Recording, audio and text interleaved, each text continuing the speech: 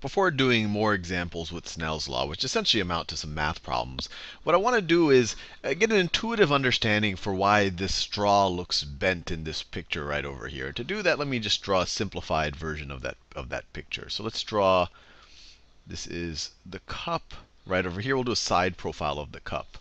So this is a side profile of this glass right over here. It's the best that I can draw it. And then let me draw the actual straw. So I'm going to first draw the straw where it actually is. So it's coming in off the side of the cup, and the straw is actually not bending.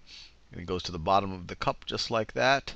And then it goes up like that, and then it goes slightly above it, and then it actually does bend up here, right over here. And then the straw actually does bend, but that is irrelevant to what we want to talk about.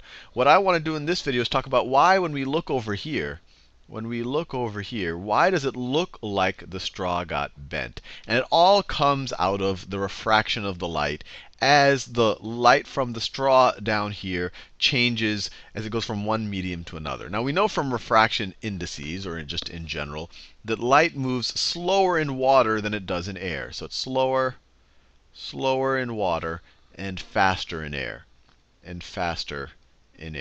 So let's think about what's going to happen. Let me draw two rays that are coming from this point on the straw right over here. So if I draw one ray right over here, so I'm just going to pick an arbitrary direction.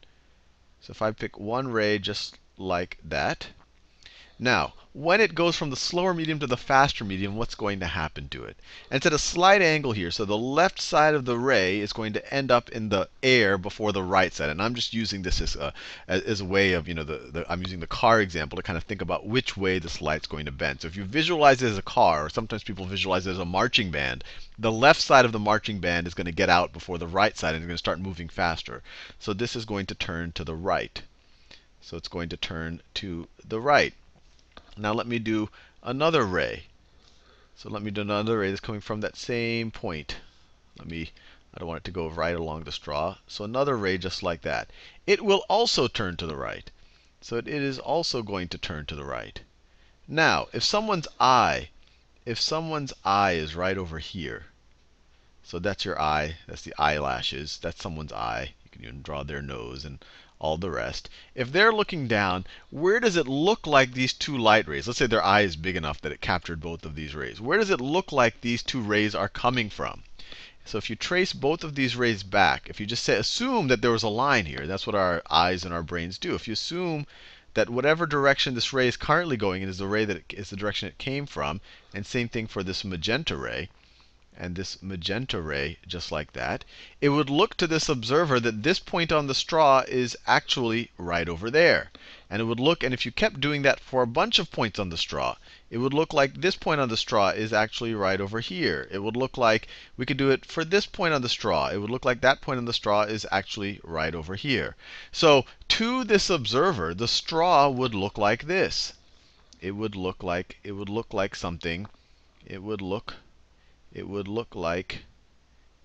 something like that. It would look bent. This part would, even though the light from here is going up, and then it moves out, because it gets bent, when you converge it back, it would converge to this, just like we saw with that first point. The light from this point, when it goes out and gets bent, if you were to just extrapolate backwards from their new directions, you get to that point. So to this observer, this point on the straw will look to be right over here, even though the light was emitted down here. And that's why the straw actually looks bent.